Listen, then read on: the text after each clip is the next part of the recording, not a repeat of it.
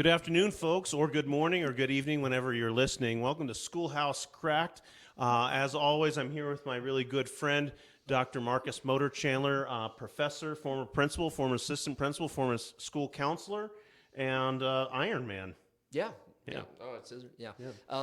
With me, Mr. Brett Derickson, lifelong educator, as always, father of 3 great children, doing some amazing things, and inspirer of young minds, inspirer of educators, and inspirer of veteran educators. Yeah, and I don't think you know my children well enough to call them great people. I just am going to say, just want to put that out there. I love you guys, but I think we're all Okay, 90% of the day is great kids. Welcome back, folks. As we spoke in our last episode, we're really going to be exploring, based off of some audience feedback, some viewer feedback over the last couple episodes, something that we've been talking about in education for years and years and years, and is really becoming prevalent just in the last couple of years. But that's this notion of student apathy or laziness. Yeah, so the idea is there's something wrong with this generation of young people. They are simply unwilling to engage in school the way we did because we were always interested in school. Yeah, and so in preparation for this episode, Brett, I read an article, and it is actually a series of articles, and it was a collection of newspaper articles from the last 100 years of people writing in opinions or editorials, lamenting the fact that the current generation of learners is apathetic or lazy or disengaged from school.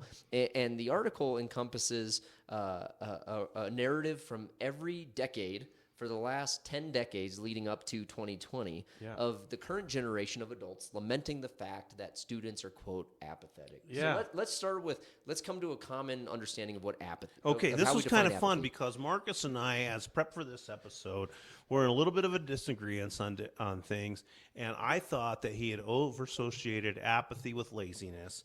And I think that that's totally fine because I think we use them as synonyms or as perfect synonyms. We use them synonymous, and I don't agree with that, but we use them synonymously. Yeah, we do. We do that for sure. So I just looked up apathy definition. I Googled it, and Oxford says that apathy is the lack of interest, enthusiasm, or concern.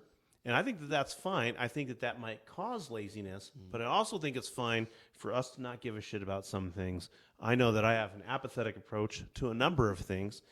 Here's what it says, though, in the sentence: widespread apathy among students. So ironically, the best way for Oxford to describe what apathy is to reference this idea that students are not interested in their own learning. What do you think? So let's separate that definition of apathy from the common understanding of laziness. Yeah. And so I want to couch our dialogue and our understanding of laziness as something physiological that happens in our bodies, and laziness being one, either a choice we make to disengage from something because we don't see the value in it, or the energy needed to engage in that activity is too high and we make a cost-benefit analysis, but also the result of overexertion, burnout, and overall lack of interest. Like, I'll be honest, I go through phases of laziness where if I'm tired or emotionally drained, I'm going to choose to put off a chore or project around the house because my physical and mental energy is low. And so let's separate that definition of laziness from the definition you read of apathy. Yeah, absolutely. If I could just kind of set a context to this, and it has to do with me being, and folks, if you don't remember, or if you're just tuning in for the first time, my background is in social studies. And I wrote a course, and this goes along the lines with our upcoming episodes on cultural relevance and some of the things that we're going to engage in a diverse country. When we have an institution as large as school, if it's meeting the needs of all kinds of different people, racially, ethnically, and gender-wise, and so on and so forth. But the point is I had an elective course I taught called Ethnic Studies, the study of American minorities and contemporary social issues, and we read the narrative of the life of American slave Frederick Douglass. And in that book, he has this biography of an unbelievably gifted human being who's overcoming all kinds of trauma as a slave. He moves from being a rural slave to being a city slave, and in being a city slave, he's exposed to a female mistress or a female master who teaches him how to read. That gives him this unbelievable exuberance and zest for life, for a different life, for a better life, for a non-slave life. Sure. He then gets thrown back into the rural slave culture where he is to be broken. And he's looking off into the Maryland Bay, and he's seeing sail ships, and sailboats used to remind him of freedom, the possibility of a geographic movement that might move him into a whole other time, place, and space where he could be free. And he's talking about apathy when he speaks to looking at the sailboats and no longer having a zest for life. No longer wondering about freedom, no longer wondering about his condition, and he compares himself to a brute, to an animal, just accepting his condition. And it's this very depressing passage, which ends with him fighting his master and rediscovering his zeal for life. The whole point for me is that gave us a context as students to discuss the forces that cause us to be ambivalent about our lives and the hope or the revival it might take for us to re-grasp the challenge of life.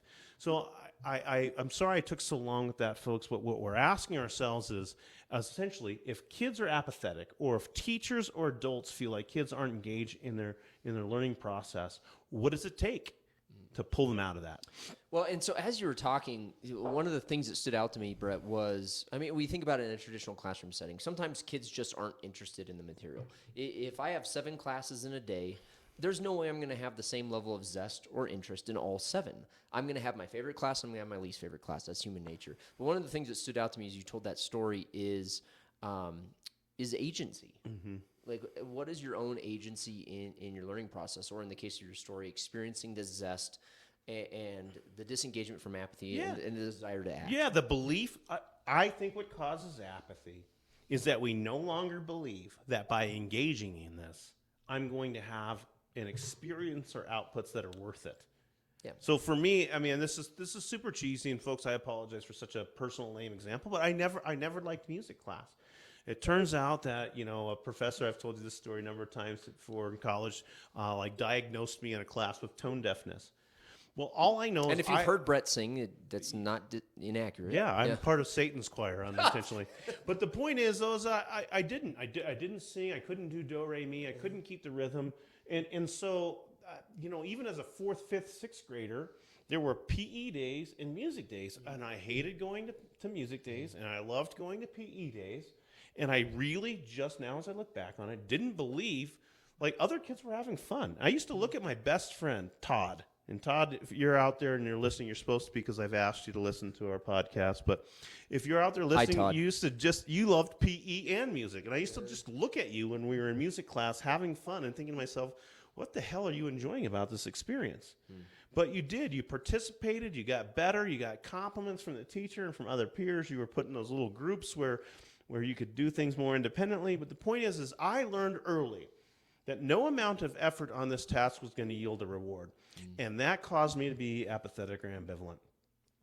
That can be school for a number of our students and children out there. Well, and so your example just brought to mind what we've talked about in public education probably for the last 10 years is the distinction between growth and fixed mindset. So in that case, you were not rooted in a either growth mindset for growth in the field of music or a fixed mindset in that you wouldn't grow. That message was externalized from your instructor that you are not going to grow in this area. And so that externalized message caused you to disengage and become apathetic within that subject. Or it could have been a biological message. I could care less. I loved my music teachers. They were all great. They were all great people. The whole point was no matter what effort I put in, that there was nothing about that experience that should cause me to have zeal. Okay. And so what I'm asking out of our teachers and out of our families and out of our students is a bit of deeper conversation about what we're learning or how we're learning, and asking ourselves, is that the answer to apathy? And if a student is not engaged, is it okay, man? Is it okay to say to our child, hey, I know you don't get this. This is really revealing and probably damning. And our colleagues out there, gosh, I apologize 1,000 for it, because you know how much I connect with our English language arts teachers. But, geez, at my kids' school, they're doing some sort of classics. My son for sophomore year has to read Oh, Shakespeare. old dead white men. Yes. Yeah. Oh, yeah. But the worst case scenario, from two Shakespearean plays to Oedipus to, I don't know, man. I'm sorry. And all wrangling, it was like a hit list of all the shit that I didn't ever want to read, and I wish I hadn't read. Truth be told, Great Gatsby, people love it. I think it's a ridiculous book that I can't culturally connect to The Great Gatsby or the era in which it's highlighting. The whole point is, I'm looking at my son and I'm thinking, man, you're dead before you got in the water. And it's no offense to the curriculum. Actually, his teacher seems like a phenomenal young teacher that will do their absolute best within pedagogy and planning and strategy to engage my child. But I will say this: if my son doesn't like what he's reading and can't put forth 100% effort on the analysis pieces of his writing, I'm gonna just be like, hey, buddy, I promise you that reading is awesome and writing is empowering, and you're going to find both your voice at another time. Well, and that's so often what we see in reading and writing, even all the way up through high school and to some extent college, is we expose students to either culturally irrelevant text that they can't connect with, or we don't allow voice and choice in their selection of relevant text to still demonstrate their understanding for learning. And some of the best literacy teachers we've worked with over the years have libraries of hundreds and hundreds and hundreds of books where students can select a text that's relevant to them, they connect with personally, and they use that then to demonstrate growth, understanding, and mastery. Yeah. And when they're forced through the old dead white guy curriculum, that's when we disengage students. And when we talk about apathy, we see a lot of apathy, and I've personally seen a lot of apathy in those classes where we're going through the same. You're going to read The Crucible, you're going to read at least 2 Shakespeare plays in Brit Lit. You're going to, and you just kind of go through this iterative process where that's exactly what we did, and now we're exposing children to. And one of the best English departments I ever worked with also took a lot of flack for increasing the cultural relevance of their texts and expanding the diversity of their texts and making it more modern and relevant. Yeah. And so when kids are reading things that are connected to modern times or their personal cultures, they're going to be more engaged in it. But I mean, I'm a middle-aged white guy, and I don't want to read old dead white guys. Yeah. And let's shift from that too. I mean, so often our students are like, "Oh, with math, when am I ever going to use this?" And I got into it one time when I was a teacher, not an administrator. And they're like, you need this for everything. And I'm like, well, if you can't answer that question, it's a perfectly fine question for a 14, 15, 16, or 17-year-old to answer. They are actually at a junction in their lives where they're pulling away from institutions and pulling away from adults. And in a society like that like is so prideful of its liberty and its freedom and its sense of choice, it's a natural cultural question, not even an anthropological one, for a kid to ask, why am I learning this, or why are we doing this? And if you can't answer it, then they're certainly not going to come up with it. Absolutely. The point is, I mean, at the end of the day, it is the responsibility, in my opinion, of curriculum, meaning school boards and those that sell curriculum. It is the responsibility of teachers to be able to make sure. I'm not talking about being a song and dance person up there. I'm not talking about some sort of silly show that you're putting on, a cabaret, instead of conducting a classroom. But I am saying that developing the purpose of why we're learning or how we're learning and generating an exciting outcome, that is entrepreneurial. That is culturally embedded in the United States, that we might do something that matters. Yeah, absolutely. We're gonna innovate. We're gonna change. Yeah. We're gonna adopt a mindset of constant improvement. So one of the things as you were talking about, that really stood out to me,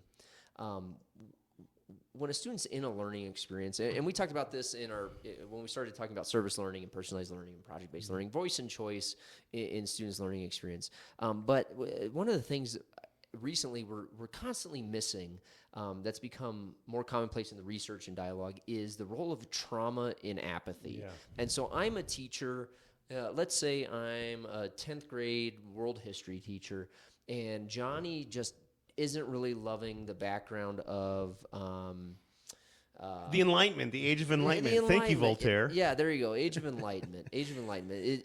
In instruction, sometimes that's less enlightening than literally anything else from modern history. But Johnny's not connecting with it. Johnny's not engaging with it. One, that can mean a couple things. First of all, as teachers, we sometimes forget that the world does not begin and end at the door to our classroom. That kids are experiencing 6 other learning environments, 7 other learning environments with their other classes at the secondary level, but also they're bringing in their personal life experiences into the classroom that will always trump what's happening instructionally.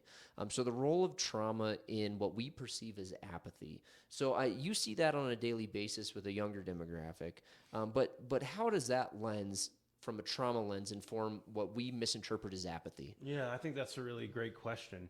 And the answer is, to what extent? I'm not sure. I would love to think that our school environments, our culture and climate, and our curriculum are something that can be a bridge from where we come from to where we're at. What I can say is that when we create learning environments of pure performance all the time, this goes back to a couple episodes ago when we filmed them talking about state testing. When we're constantly asking kids to perform, then we're also asking them to revisit their trauma experiences. So, I mean, I think that there is something out there for the audience to take into scope about what trauma is. And it is not uncommon in our society where kids, I mean, what are the most common traumas, from like significant household arguments and yelling and shouting, to financial problems, to continual living environment displacement, to sexual and physical abuse, to food insecurity, home insecurity. I mean, when you think about even like just media panic, for instance, I mean, like the world is crashing on every time you look into something, to typical teenage trauma experiences, like learning how to experience relationships and those different things. So, I mean, when we talk about trauma, folks, we're talking about all of those things that threaten our brain's ability to concentrate and to be in the moment. And then as teachers, that's our domain. That's our honeymoon suite, for a lack of a better expression. But it's what we've planned on. It's what we've designed. If we don't think it's important or exciting or valuable, then we're in the wrong place. But sometimes we can be completely disconnected from where they're at in their headspace from what we're trying to accomplish. So for me, there's a large amount that doesn't have to do with the curriculum, Marcus. It has to do with like how we're learning today. Like, can I address the curriculum in a way that is collaborative, safe, enjoyable? inclusive? Yes, man. Free to fail, a risk, take risks. We're going to get back to it. If you give your best effort, then you're going to get my best effort. The types of things that create a safe space to learn. Yeah, knowing that as a student, I'm coming to the classroom, and every day I don't have to win the gold medal. I don't have to come in first every time. I can come in at where I'm at and make an effort and perform at a level that's appropriate for me at that time on that day. But the issue we run into, and I've seen a lot of young teachers make this mistake, Brett, is we're all nerds about our content area, right? And in elementary teachers, they're experts. They're supposed to be experts on all content area, but there's always one part of our instruction that resonates most with us as educators. And because we care so much about it, we want the kids to care that much about it, knowing that if I love I don't know. Give me another world history or social studies history example in world history. Oh, geez, Cold War. Okay, if I'm a Cold War nerd, actually, we used to work with somebody that was a Cold War nerd, and he was the only person in his department who gave a shit.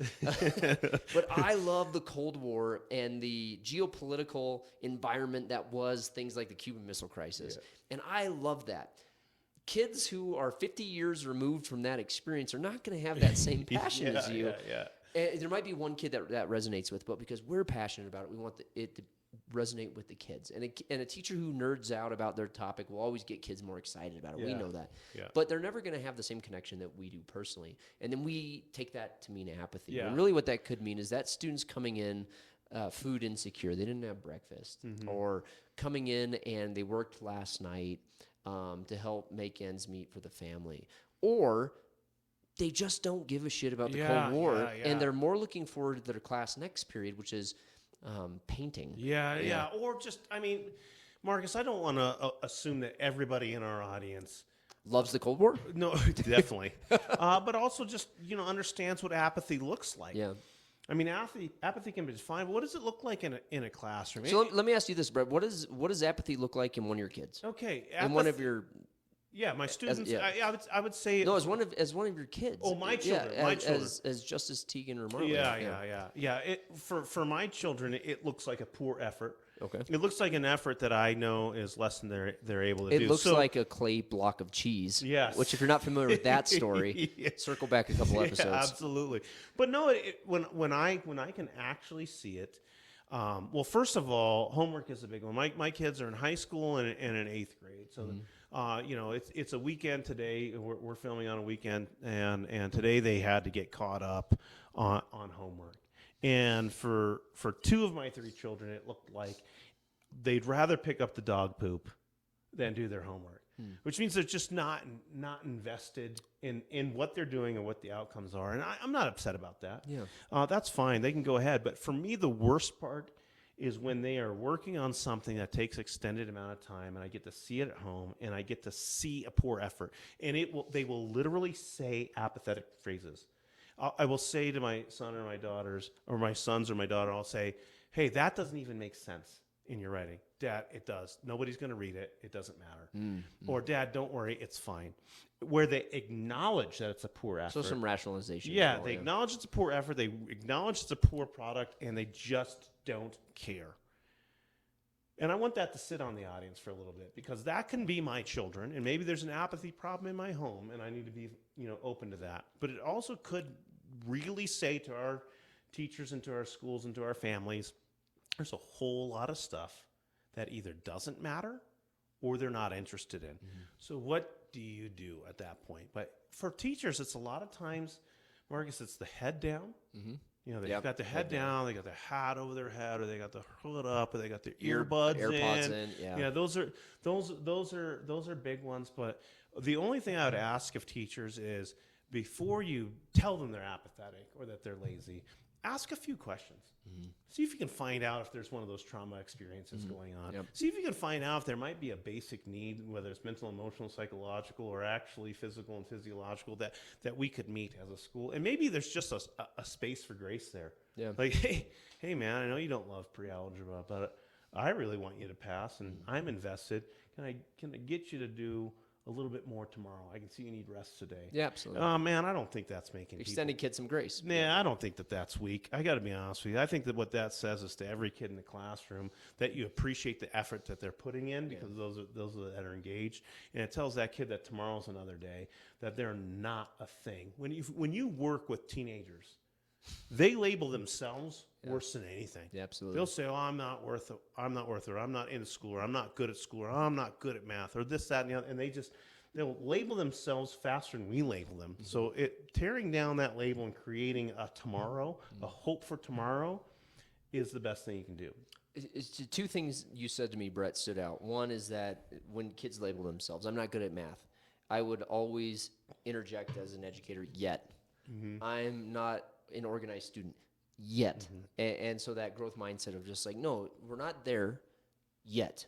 We're getting there. The other thing is you hit on the physiological distinctions of children in this process, and that we know from a cognitive neuroscience standpoint and physiologically that kids at different ages developmentally do not have specific skill sets that adults attribute to them. Yeah. And so what we may see as apathy as an educator may be the lack of executive functioning that allows a kid to attend to organization, to complete an assignment, demonstrating understanding. Yeah.